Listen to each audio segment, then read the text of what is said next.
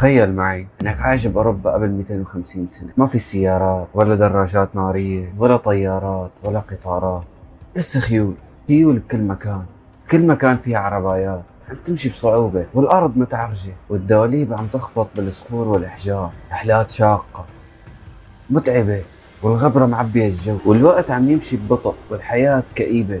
تخيل معي لو بدك تزور رفيقك اللي بيبعد عنك 20 كيلومتر، بدك تركب حصان وتتحمل رحلة تاخذ معك ساعات طويلة. يعني تخيل الزيارة كانت مستحيل تكون يوم أو أقل من يوم. ولو كنت تاجر، أحلامك كانت رح تتكسر على طريق متعرجة.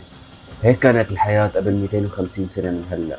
العالم كله كان محدود بسرعة الحصان، حياة كاملة كانت عم تمشي بمعدل بطيء، بطيء كتير. بس الناس كانت تحلم بطريقة، كانت تحلم بشي يغير هالوضع المأساوي. وسنة بعد سنة الحلم بلش يكبر وبلش يكون أقرب لأنه يكون واقعي. بس كيف؟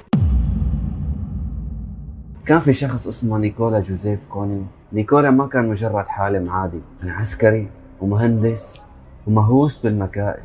وكان عنده سؤال واحد: ليش ما نخترع شيء يجر المدافع بدون خيول؟ فكر، رسم، خطط، قرر انه يصنع اول مركبة بالعالم تمشي وحدها. بسنة 1769 ولد اول اختراع حقيقي: عربة بخارية ضخمة مليانة انابيب ومحرك ضخم وزنها اكبر من 4 طن.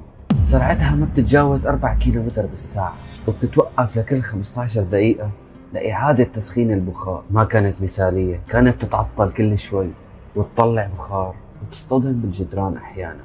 ولكن كانت أول عربة ذاتية الحركة يعرفها البشر. تخيل، لأول مرة بالتاريخ في شيء حديد عم يمشي بدون ما يجر حصان. يعني كانت شيء مستحيل تحسن تتصوره. كانت لحظة بتشبه الحلم لكل الناس، كانت شيء أشبه بمعجزة. بس الطريق للتغيير كان صعب. العربات البخارية كانت كتير تقيلة، أساسا الأرض ما كانت مزفتة، كانت عبارة عن طين وتراب وصخور، فكانت مشيها بسلاسة أشبه بالمستحيل. كانت تمشي بصعوبة عالية، صيانتها معقدة. السلطات بهداك الوقت كانت تحط عقبات لانتشارها. بريطانيا بسنة 1865 أصدرت قانون الراية الحمراء، واللي هو بيتضمن أي مركبة ميكانيكية لازم يسبقها شخص حامل راية حمراء. ليش؟ لتحذير المشاة. يعني السيارة بتمشي وواحد ماشي قدامه 50 كيلومتر بس مشان يحذر الناس انه في سيارة جاي، لانه ممكن تنفجر. العربات البخارية انطفت قبل ما يولد حلم السرعة. مع بداية القرن التاسع عشر المخترعين بلشوا يدوروا على حل أفضل. البخار؟ لا.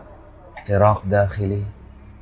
بالضبط. محرك بيستخدم انفجار وقود صغير لتحريك المكبس. فكرة عبقرية، بس مين اللي بينفذها؟ بس مع اكتشاف البنزين كمصدر طاقة الحلم رجع للحياة. وبألمانيا ظهر رجل اسمه كارل بينز. بخياله قدر يرسم سيارة صغيرة وخفيفة تشتغل محرك بيشتغل بالبنزين اللي اخترعوه جديد بهذيك الفترة. وبسنة 1885 صنع أول سيارة تشتغل عن طريق الاحتراق الداخلي: 3 عجلات، محرك بقوة أقل من 1 حصان، وسرعة قصوى تصل ل 16 كيلومتر بالساعة.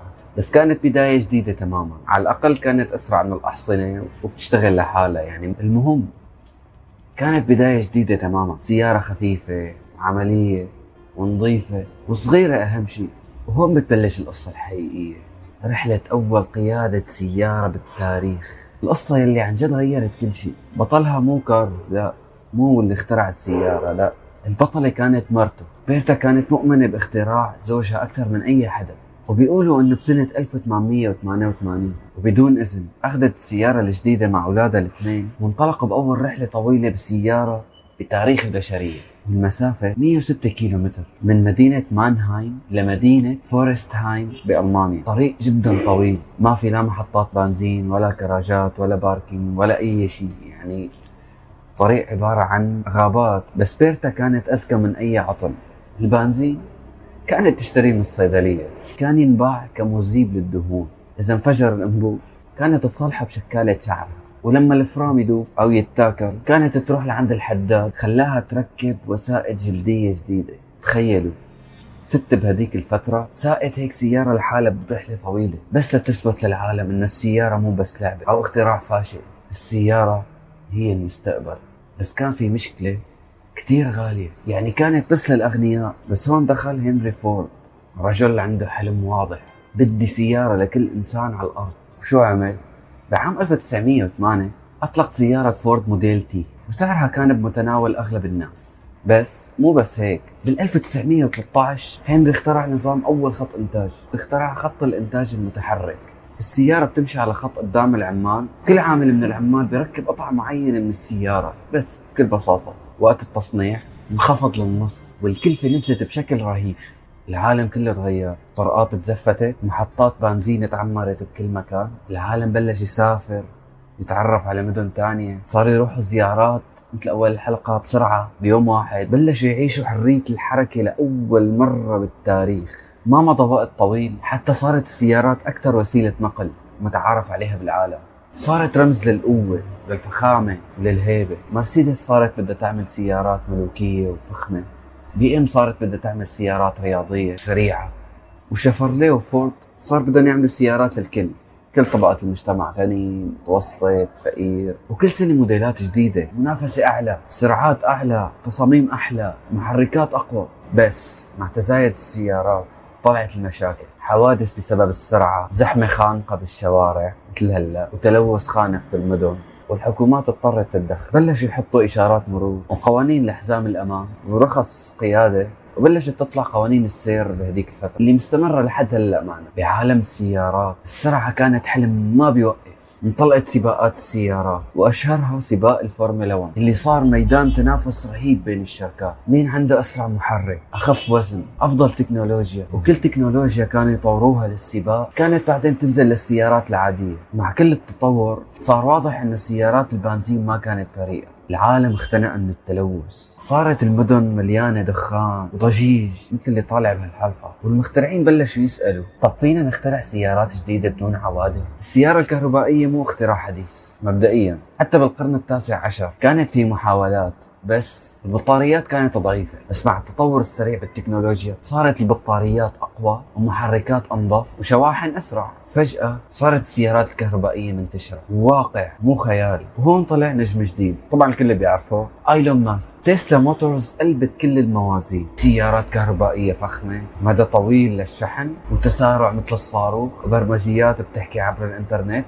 ومو بس هيك، تسلا زرعت فكرة براس العالم، حاس حالي نازل على الدرج، سيارة بتسوق لحالها من دون سائق. المستقبل صار أقرب من ما نحن بنحلم، العالم كله تغير، طرقات ذكية، شواحن منتشرة بكل مكان حتى بالكازيات، سيارات بدون عوادم، الذكاء الاصطناعي عم يسوق بدال الإنسان. اليوم نحن عايشين بزمن لو رجعنا فيه 250 سنة لورا وحكينا لهم عن الوضع اللي وصلنا له كانوا يفكرونا سحرة. سيارات بدون سائق، طيارة بدون طيار، محركات كهربائية، شحن لاسلكي. رحلة السيارة بلشت من حلم صغير، كيف نتحرر من الحصان، صارت رحلة ما عم توقف، رحلة كل يوم تحمل فكرة جديدة وطموح جديد وحدود جديدة بتنرسم وبتنكسر. السيارة مو بس وسيلة نقل، هي قصة إنسان رفض يوقف مكانه.